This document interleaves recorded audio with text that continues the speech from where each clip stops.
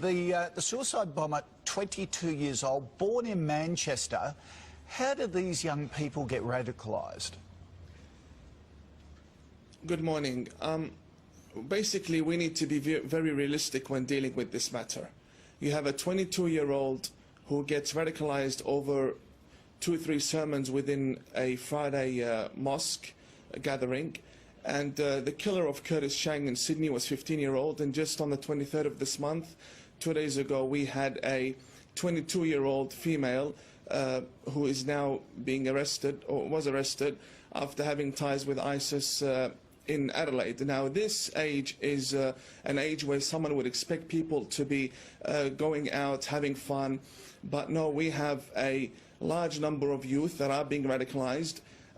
This happens because of the books that we have, the Islamic scriptures that we have. They push the Muslim youth to believe that if you go out there and you kill the infidel, that's how you will gain paradise. But they're listening to preachers, if you like, sermons, 2 or 3 sermons by clerics like yourself, radical clerics. What do you more moderate clerics do to out your compatriots who are turning these young Muslims? Well, it is very hard being a peaceful, moderate person within a society that is infested by extremist Muslims. I will not deny this fact. We have a large number of Muslims that are extremists, even in Australia, and we see them when they come out in the Sydney riots, and we see them attacking the police. So we're being infested by radical clerics here in Australia? Yes, clerics and followers as well, and I've said this to many government authorities, and I'd like to show you something.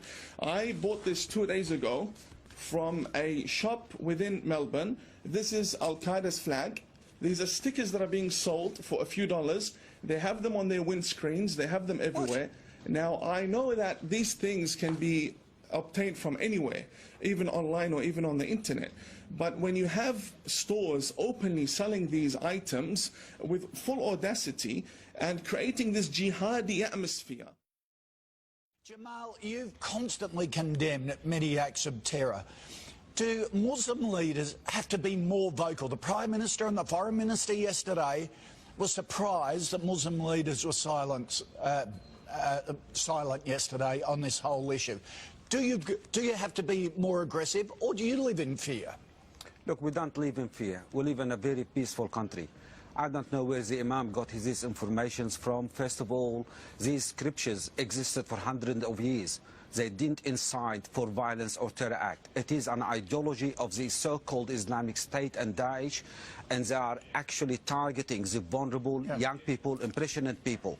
But we are Australian. Our Prime Minister has expressed the feeling of the nation, and that includes Australian Muslims. Our Grand Mufti only yesterday, our Grand Mufti have condemned this act. We have shouted from the rooftops our condemnation of these acts.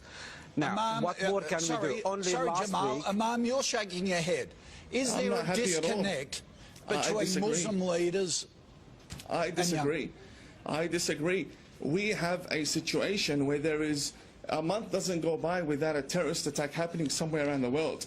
And for the past 1,400 years, we have had a religion of war. That's exactly what we have had. This is not something I'm imagining. These are facts. We've had many wars. How did Islam spread from Saudi Arabia down to Indonesia and Bosnia? All spread by the sword. We had many wars. And for someone to come and say these Islamic scriptures have nothing to do with it, I mean, that's against the facts. That's not true. The Islamic scriptures is exactly what is pushing these people to behead the infidel. Let me tell you something. The people that are beheading, that the person that killed the young girls in Manchester did so believing he was going to dine with the Prophet Muhammad that very night. And that is because the Islamic scriptures... That's not true. There is nothing in Islam that will justify... Do not lie to the Australian nation.